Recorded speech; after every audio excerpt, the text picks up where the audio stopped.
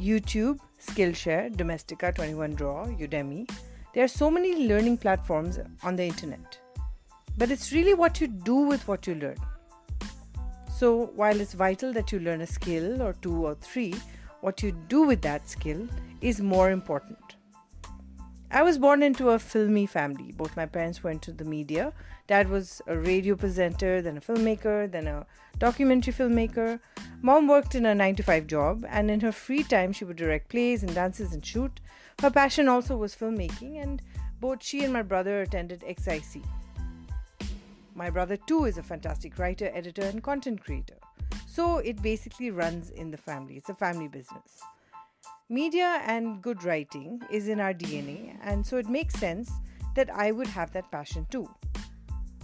Side note, movies were my babysitters throughout my life. Maybe that is why I loved editing, I loved camera, I loved writing, I loved acting, I loved choreography, I loved action. So it would be understandable why my interest would resonate towards the media.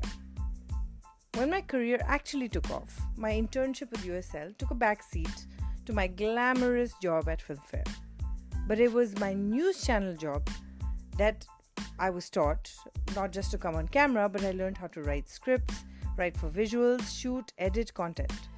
It was my production experience at CBN that taught me that documentation wasn't enough, that telling a story was key to content.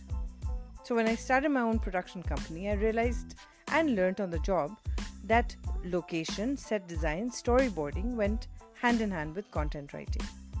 Online platforms that focus on skill-based learning can fill your brain with so much information, but making that information count begins where you can put that into practice.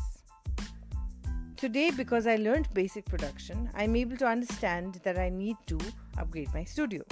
I understand the importance of having a decluttered background or the importance of having a 3-point light setup, not just a window light. One of my mentors, Rukmini, taught me that if I was able to edit my own story, I could control the narrative. That advice helped me instantly, and it continues to help me today, as I don't really have budgets for editors and cameramen and sound design.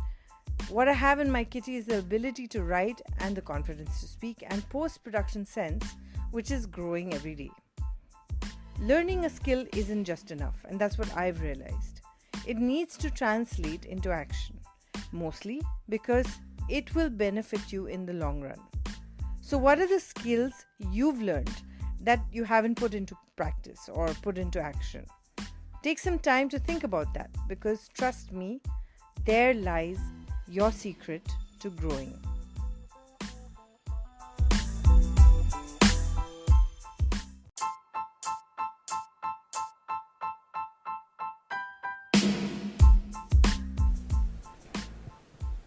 Burnout is a real thing. Feeling overwhelmed is more real than you realize. That's why it's important for you to plan and pace your work. I once saw something really funny on Instagram in one of those reels. People who leave their 9-to-5 jobs never actually work less. They end up working 24/7 jobs. Anyone who's a freelancer, entrepreneur, or their own boss would tell you that many people see 9-to-5 jobs as boring, but eventually you go home, you sleep, you eat, you wake up, and you get back to work the next day. When I worked in a 9-to-5 job, it was like, okay, I would wake up, I would go to work, and then I would come back, right? That was like my Filmfare job. News channels were more erratic, but even then, eventually I would go home, maybe after a day or 2 or 3, but eventually I would reach home. Running a business means you're managing all the operations all the time. Like being a photographer doesn't, it doesn't mean that you're only shooting 4 to 8 hours every day. It means that you need to take calls, do the marketing, find clients, which happen only when you're not working. Being an illustrator doesn't mean that you draw and go to sleep. It means wanting to finish the illustration, wanting to post it on social media, blogging about it, or podcasting about it. This is a tough spot to be in, especially for those one-person companies that don't have employees, and the people who are doing it all on their own. Even some of the most famous YouTubers have agencies